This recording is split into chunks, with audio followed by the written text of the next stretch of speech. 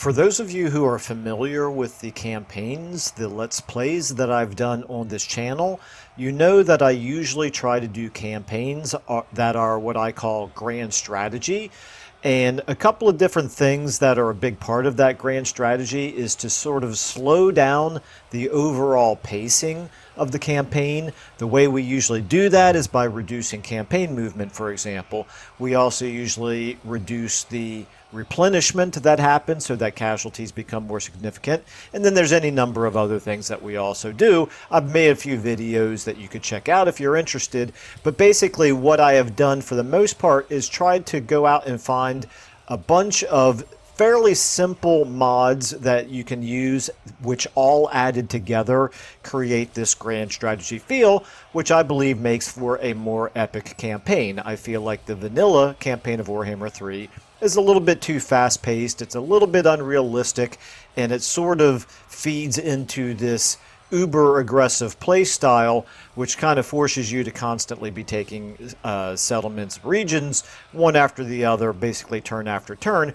And while there is a time for that, and there's certainly some factions that I think really should play into that kind of a play style, I don't think that it should be the case all the time. And so I like to have a little bit of variety. I feel like with a grand strategy campaign, there's a little bit more in terms of a time to attack and a time to defend. There's a little bit more in the way of field battles as opposed to everything being a settlement battle. And those settlements are actually more significantly difficult objectives to take, sort of the way that it should be in genuine war. So anyway, obviously very subjective, but that's overall what I've tried to accomplish on this channel for the most part. So anyway, I mentioned all that as a prelude because when I've released some of those videos that talk about these are the mods that I recommend, and I still think those are very excellent mods to try to accomplish that, many people did chime in the comments, which I appreciate, by telling me, well, you know, SFO does a lot of those things on its own. And so I thought a few weeks ago I would start to test this out. Now, SFO is an overhaul that I used a fair amount back in Warhammer 2, really liked it. Messed around with it a tiny little bit in Warhammer 3, but not a whole lot until fairly recently. And then I launched the Clan campaign a few weeks ago where I wanted to test out SFO, but not just to find out what's so different about SFO, because obviously as an overhaul it does add a lot of additional features to the game, but also can we use SFO to recreate the same effect that those other mods were doing in terms of creating grand strategy. And so it's been a very enlightening experience, and since I started that Snitch campaign, I also did a few others on the side to kind of test this out.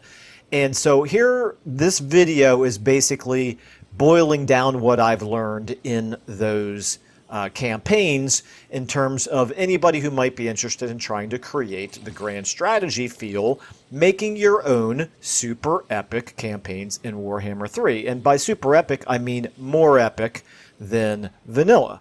So anyway, that's what this video is going to be about. This is not going to be a full review of SFO. This is not going to be talking really about the additional features that get added, but instead what I'm going to focus on is this right here and what I've learned in the few campaigns of testing around with this. How can we recreate that same grand strategy feel in SFO using these settings right here? So I'm going to talk about these for just a minute, and then I'm going to show a little bit in the way of examples. Now, a couple things that I wanted to mention right up front for people who would consider something like this. The first and foremost thing to keep in mind is the more you start making changes like this, the more unbalanced the game is going to become.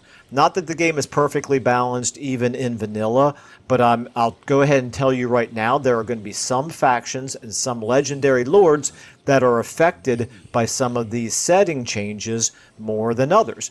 I personally like that. To me, that's not a bug, that's a feature. There are times where I might want a more challenging campaign and try to really overcome the odds. In fact, quite often I feel that way. And so I like having, you know, that option to be able to choose a more difficult starting situation and see if I can, find success anyway. But that's not going to necessarily appeal to everybody. So I do want to make that very clear up front, and I'll show a little bit of that when I go into a couple of the examples that I've messed around with. But anyway, what I recommend, I'm going to spend just a minute talking about these different settings that I would recommend and why I recommend them. Obviously, not everybody would have to do all the same things that I would do here. You can pick and choose the ones that appeal to you most, but I'm going to explain why I think that this is something that you should at least try if you're interested in a more grand epic campaign. So, starting right here, I'm not going to get into the difficulty. Everybody should probably know how to play. Whatever difficulty is appropriate for them. The faction-wide caps, like I said, some of these things are really additional features of SFO that I'm not going to get into. So this right here, pacing and battles, is kind of where the bulk of the changes would come from. And I actually landed on the minus 50%. I really like this. This cuts in half the speed at which you can research.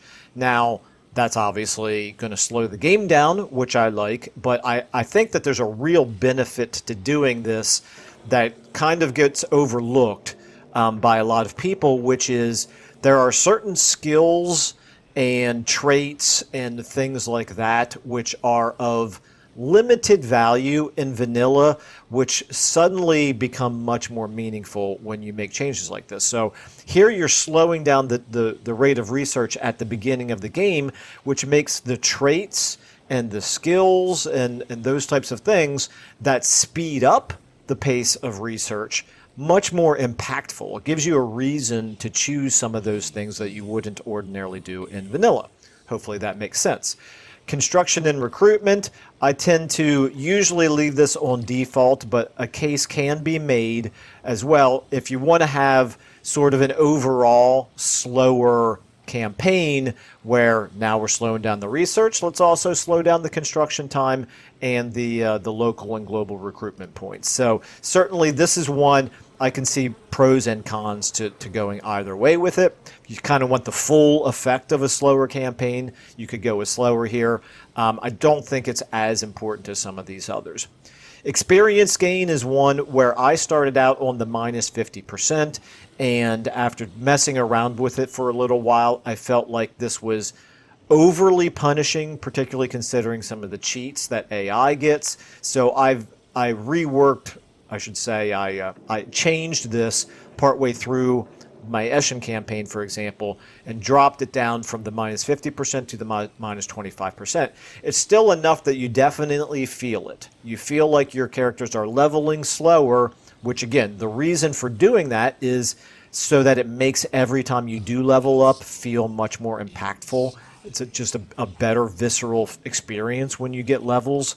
When you're slowing down your experience gain, as opposed to how it is normally in vanilla, where you're just grabbing levels every turn, and it doesn't take very long to feel like all your characters are uber powerful. Wounds time is almost a given for me. Always want to make wounds more meaningful. I really don't like how in vanilla Warhammer your legendary lord gets wounded, or even more frequently, you end up wounding the legendary lord of a faction that you're at war against, which feels like it should be a major accomplishment, and the next thing you know, it's a couple turns later and you're fighting that same legendary lord again. It just seems like they get back into the game way too quickly. So I like this increasing the wound time. And it also punishes you as the player fairly significantly if you accidentally get your own legendary lord wounded, for example. Okay, health replenishment. This one is another one where I started out on the minus 20% in a Clan Eschen campaign, and I then, after a few episodes of that Let's Play, I decided to change it back to minus 10. Minus 10 is still extremely punishing. The way this works is not that it's 10% less than what your normal replenishment would be. It's a minus 10%. So if your normal replenishment is 5%, I wasn't sure whether setting this at minus 20% would reduce that 5% by 1/5, meaning that your new casualty replenishment rate is 4%. No, that's not what it does. It's this is a flat-out number that is subtracted from your casualty replenishment. So if you're in a province where your casualty replenishment is 5%, which is pretty decent, particularly in the early game, and you have this set to minus 10%. Well, what that means is you're not going to, it's really minus 5% now, so you're not going to get any replenishment at all. The reason why this is very nice is it, first of all, I think feeds into how some factions have a replenishment advantage over others.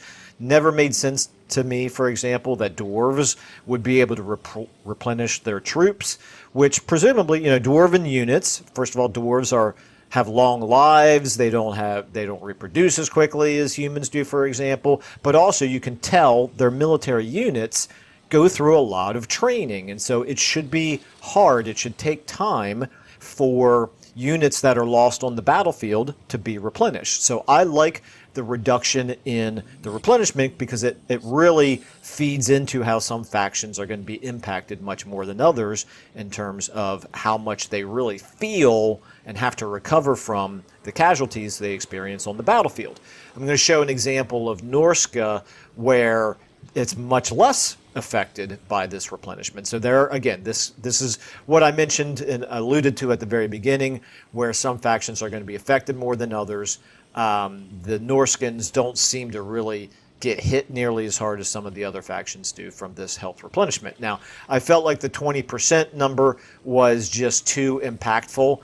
I felt like 5 battles with Snitch in the first Eschen campaign that I started with SFO, and he just wasn't even in home territory, even inside a settlement.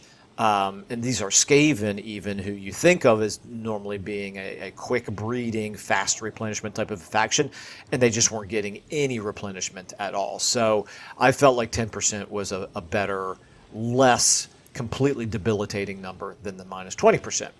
Again, growth is one that you could mess around with if you want to. I left it at default, but I could see why some people might, if they're going for an overall slower experience, they might want to go with a number that reduces that. Army movement, okay, this is probably the single most impactful one that you can make for your campaign to turn it from the feel of a regular vanilla uber aggressive campaign and turning it into a grand strategy campaign. Boom, right there, minus 50%. You're cutting in half as a starting point the movement range that you can cover in campaigns. And this really means you've got to plan out your offensives. You're not going to be able to roll from one settlement to the next turn after turn.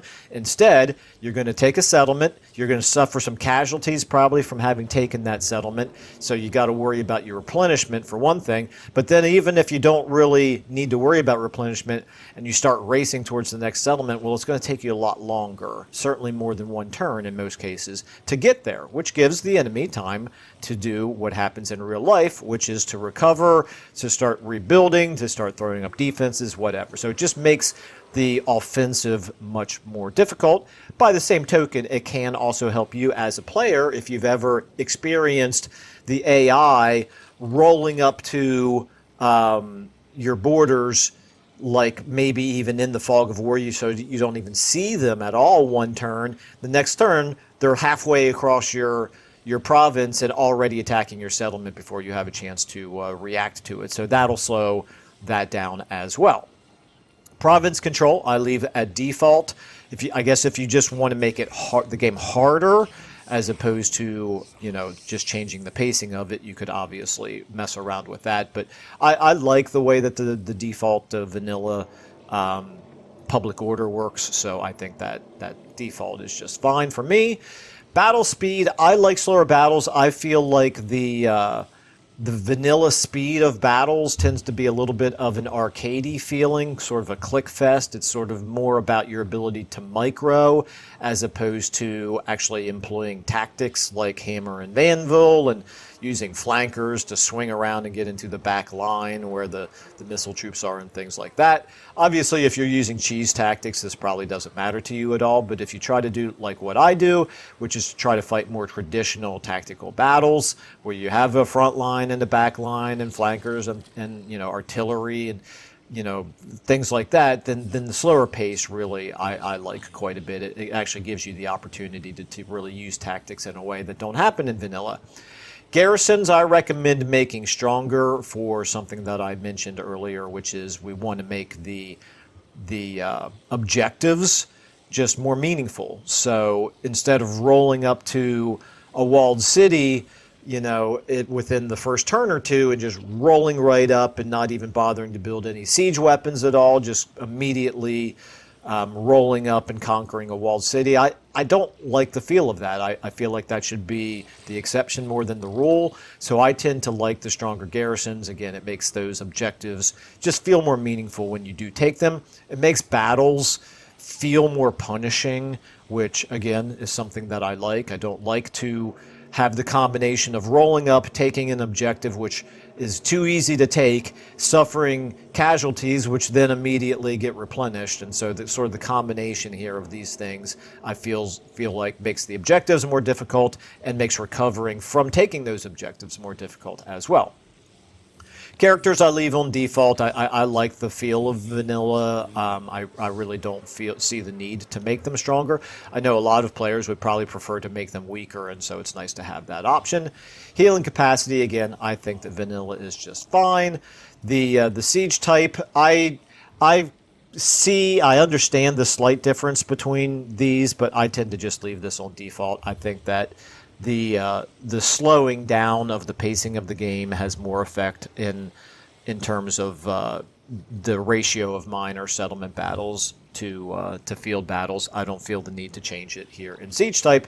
And then again, magic, I tend to leave default. So, okay, apologize for that. That took me a little bit longer to go through everything there than I thought I would need to, but that's pretty typical for me. But I thought it would make sense. It would be a little bit more helpful if I explained the rationale. And like I said, obviously, to each their own.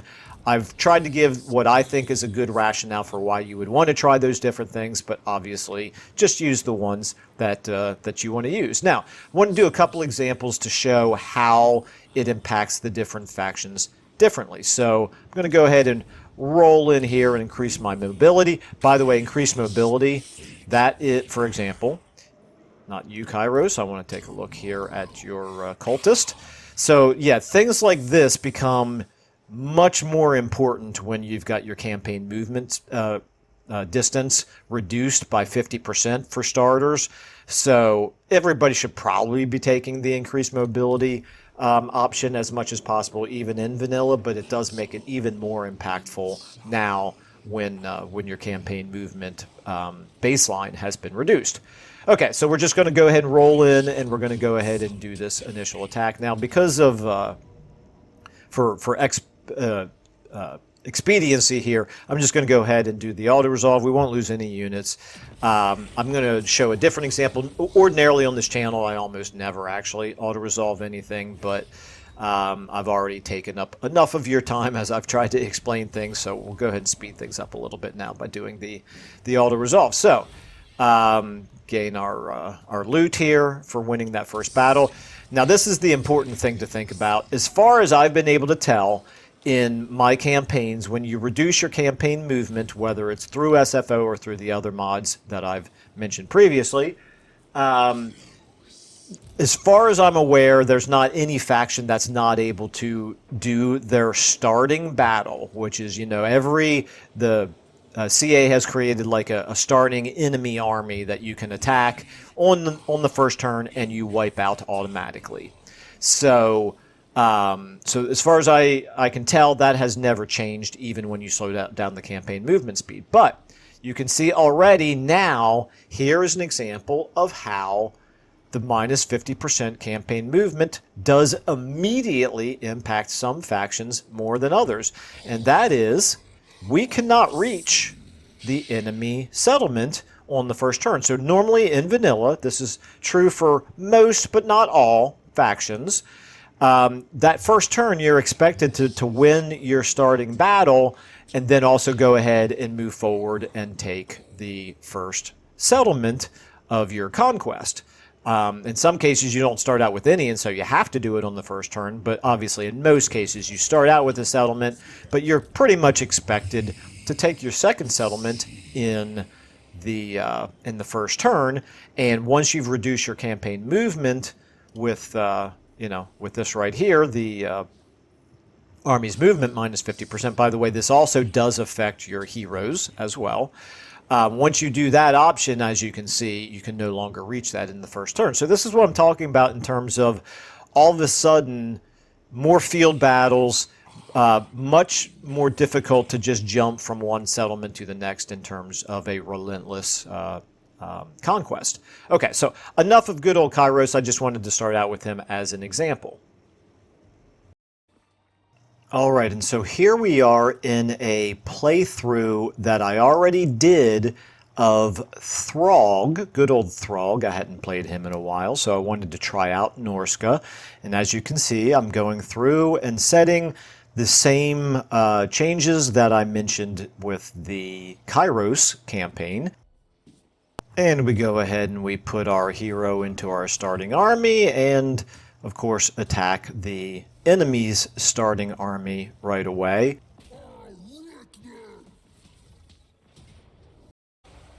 And of course, because Throg is awesome, it didn't turn into much of a fight. We pretty much dominated beginning to end in that battle.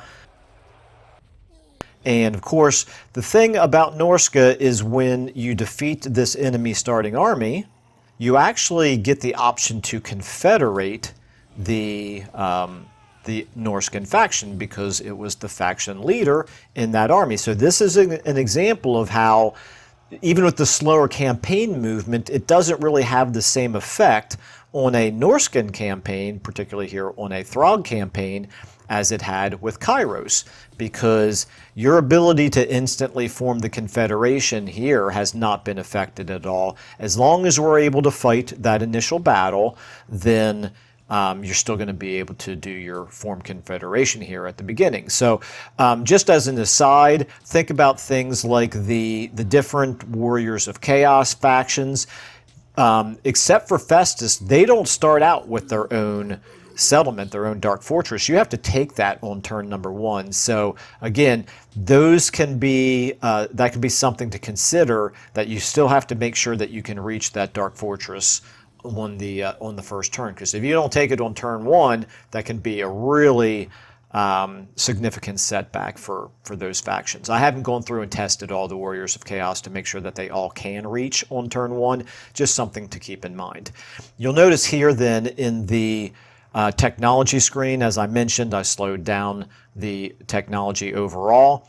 It obviously is going to have a insignificant effect on the things that were only 1 turn to research to start with. So those things are still only going to be a single turn, but the others that normally took 5 turns to research are now going to take 10 turns. And it's going to be that way in the early game until you start to bring online different things that allow you to speed up your research. So the other thing to notice then for the Norscans compared to a lot of other factions is you can see once we get back here into starting territory, the replenishment is pretty good here. Even this is only turn 6, for example, and we've got really good replenishment already. Certainly really good relative to how many other factions would be at this point. It's still slowed down from how it would be in vanilla. Looking at how good the replenishment is here in SFO at this point, and the fact that it's pretty good already for us makes me think that in vanilla, Norscans must get their casualties replenished like in a turn or 2, which is insane to me. That's just that it shouldn't be that way. It should be much more impactful when you experience casualties. Anyway, moving on. Here's an example. Turn 11. I'm about ready to take Crack-a-Drac from Malachi, and of course, you know, we want to get some money out of somebody else, so Magath-Kin in this case pays us some money to go ahead and declare war on Malachi. We go ahead and take Crack-a-Drac from him, and again, right away you'll see that we've suffered fairly significant casualties, but again, not really impacting us as much as it would other factions because our replenishment rate is still pretty good. So even though it slows down that replenishment rate, it's not completely debilitating. So like I said, I think the minus 10% is a pretty good balance. You can see also from the level that we're at right now. So Throg and his hero are both only at level 4 at this point, despite the fact that we fought a number of different battles. So most of the time in vanilla, by turn 11, you would expect to be a lot higher than level 4. So it's still significant to get those levels up, but it's not as impossible as it would be if you cut the experience in half, for example, which I did mess around with and ended up feeling like it was way too debilitating. And finally, here is an example of the Clan Eshin campaign that I mentioned that I started a few weeks ago, and I did choose some of the more brutal settings to begin with, and then after a few episodes of it, I decided to back off on a few of them. So, for example, you can see that the experience gain I initially set to minus 50%. Like I said, later I changed that to minus 25%, and the health replenishment I initially set to minus 20%, and then after a while I did end up changing that to minus 10%. And so of course we make our initial attack here on the starting enemy. Pyrrhic victory for Eshin. Some of these starting battles are more difficult than others, but of course we go ahead and we fight this manually. And of course it turns into a chaotic mess, as Skaven battles are wont to do, but ultimately it ends up not being that difficult of a battle. And we come out of it without losing any of the units, which the auto-resolve would have lost for us. Gain ourselves a nice little talisman of protection. Always very good to get one of those right away. You can see we only got a quarter of a level in terms of experience, which quite often that first battle will get you an entire level, and in this particular case we only got a quarter of a level, so that's what I mean by the minus 50% felt really, really punishing. And so again, here is an example of where turn 1 Clan Eshin with the minus 50% campaign movement cannot reach the enemy village of the moon there, which would normally be the first settlement conquest that we would get on turn 1. So instead, we're going to have to wait until turn 2 to attack it. Overall, it's not a huge impact on this, the way this faction played out. Some of them are going to be more impacted by that than others, but it does give you a nice sense right away of what you're signing up for when you reduce your campaign movement range. It's definitely going to make the it's going to eliminate the steamrolling effect that vanilla Warhammer usually has. And so then what I wanted to showcase is, after having taken the third settlement, so Jadewind Mountain now, Snitch has been in, 4 battles at this point, and he's still only level 2, and as you can see, the army has taken quite a lot of casualties, and even though he's inside a settlement, there is no casualty replenishment that's happening, even though our food reserves are looking pretty good at this particular point. So just something to keep in mind. This is why I ultimately felt like the minus 20% casualty replenishment was a little bit too impactful, because we just weren't getting any replenishment at all, even when we had a lot of factors at play, which should have been helping out our casualty replenishment. So it did start to feel a lot better when I reduced it to the minus 10%. So again, the minus 10% casualty replenishment, still good,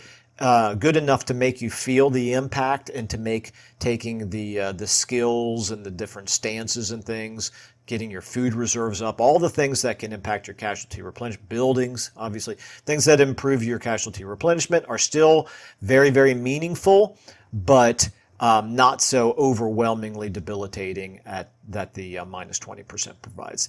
So anyway, hopefully that makes sense. I think I'm going to go ahead and leave it there. This ended up being a little bit longer than I expected it to be, but yeah, the good news is that you've got within SFO all by itself the ability to really recreate the grand strategy feel that I was using a whole bunch of mods for before. Now, there are still trade-offs, and I maybe should have started out mentioning what these trade-offs are. SFO, you're probably going to get some features that you may not necessarily want, in addition to the ability to change these settings. So I'm no expert on all the different features within SFO. I quite like, and I quite get very excited about trying to discover all the things that are in SFO, but I know there will ultimately be some things that I don't like, and of course you can't necessarily do without them. You're kind of signing up for the whole overhaul. Now it gives you some options, obviously, but you know what I'm saying, hopefully, that there's going to be some changes that you might not necessarily like that come with the changes that you do like. But it is very nice to have everything self-contained within a single mod. You don't have to worry too much about there being problems with mod conflicts, for example. So all that is a nice little plus for SFO. But another sort of a negative of that, of using SFO, using really any overhaul, is that they tend to have a little bit more in the way of bugs in them, and also very much the case that when CA makes changes to the game, they're much more impacted by those changes. So certainly when DLCs come out, but even just when regular updates come out, sometimes it can break the overhauls. Sometimes you have to wait for a while for the, for Venrus and the others of the SFO team to make the changes. So that's just something you're signing up for whenever you start to use an overhaul mod. And that is not something that you normally have to worry about too much if you're using the really simple, lightweight mods that I recommended before in some of the other videos. I think then in summary, I'm just going to go ahead and finish up with there's a lot to like about SFO. Really can't give a big enough of a shout out to Venrus and the rest of the SFO team for the wonderful job that they've done here. I'm pleasantly surprised by the amount of customization that it allows now, and so I'm really looking forward to having any number of campaigns moving forward where I test all that out. I think I'm likely personally to go back and forth between the vanilla plus mods versus the SFO overhaul, but anyway, obviously your mileage may vary. But again, thanks to those of you who talked me into trying this out again. I'm really glad that I did. And if anybody is going to use SFO for themselves, please do, throw a like to the mod authors. They deserve all of our praise. They're doing this for free. So anyway, I think I'll go ahead and wrap it up right there. Thanks everybody so much for watching and listening, and I will hopefully see you in the next video.